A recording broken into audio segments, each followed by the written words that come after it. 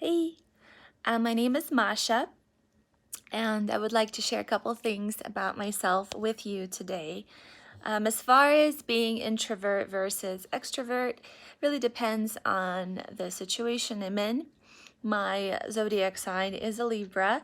I'm not sure if you are into astrology or if you're familiar with anything about Libras, but we definitely try to balance out both parts of who we are. So it depends on the circle of friends I'm in. If they're more quiet and reserved, I will mirror them. I will be more quiet and, chill. And if there's a party going on, I'll definitely, try to keep up with the public and have as much fun as possible. I love to meet new people from all over the world. I traveled quite a bit in my 20s and also recently. The last trip that I made, which was pretty epic for me, it was to Indonesia. I went to Bali, couple of the islands there. I was actually there when the volcano erupted. That was really scary because I wasn't sure when I was going to be able to fly home. The airport was closed. The volcano never erupted, but there was a lot of smoke in the air, a lot of fog, so the airplanes couldn't really fly. So what I had to do is basically jump on a bus and go from the east side of the island, which is Bali, to the west side, which is Jakarta. So that was pretty interesting. Felt like I was definitely on a Discovery Channel the whole time I was there, riding on the back of scooters with the locals. That was their form of taxi there to get me from one part of the island to another. There's farmland. It was just watching people walking around down the street with the baskets on their head and also with machetes, getting their morning vegetation, whatever they needed for that breakfast or whatever they needed for that day. So it was really awesome. Mothers nursing their children.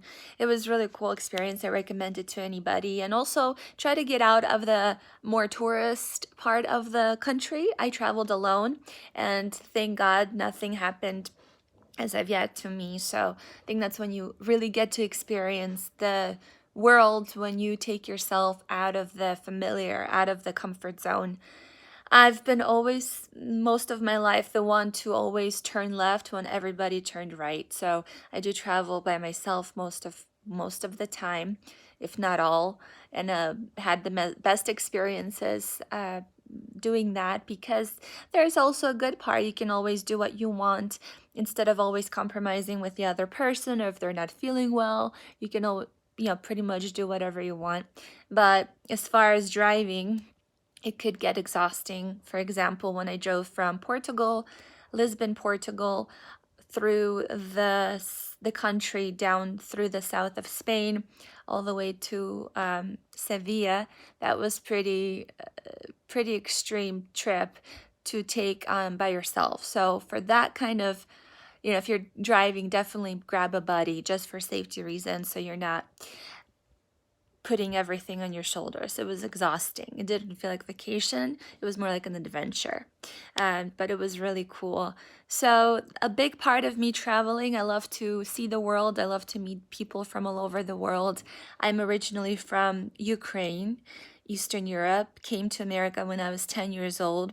So it was really interesting experience coming to a country where I just basically knew the colors, how to say hello and goodbye, and pretty much it. So I had to learn English from scratch in middle school, which all of us know is challenging as it is, going through puberty. So it was very growing experience. I'm proud of myself that I made it through that part, learning English. I don't think I was even placed in ESL classes, just kind of thrown in the midst of doing homework in English, book reports the next year after I arrived. So it was a nice push. I think that's where we learn the most in our lives, when we're sometimes thrown in the water and you have to swim, you have to survive. I had jobs in the past. One of them was managing an apartment complex, which was offered to me in kind of an interesting story. So I graduated from university doing fashion design and marketing, and couldn't find a job. It was 2009, so pretty much after the finance crisis happened, and I had to basically find another option. And I definitely believe in divine timing, because I graduated in June of 2009, and then the next month I had a property manager come check out my apartment. I had a sink that wasn't working properly, and basically what he told me is that the manager of the property at that time, who was supposed to be responsible for that work order, was having personal issues, and they had the position open, and he just offered the job to me on the spot, which was great. What a blessing, right? But then when I showed up to the office, there were 45 units. All the keys to the units were mixed in a pile. There was no work orders. There was no, the contracts were all over the place. I basically had to set everything up, the computer system, the files, the keys, make sure all the residents were inspected and, evicted if necessary, because everything was just a mess. But what a learning experience, just doing everything from scratch. Another big moment in my life was when I had to move back to Ukraine after 14 years of not being there to take care of my sick father. He was very ill. Unfortunately, he passed away, but I was blessed with so many opportunities after that. I got to travel most of Europe.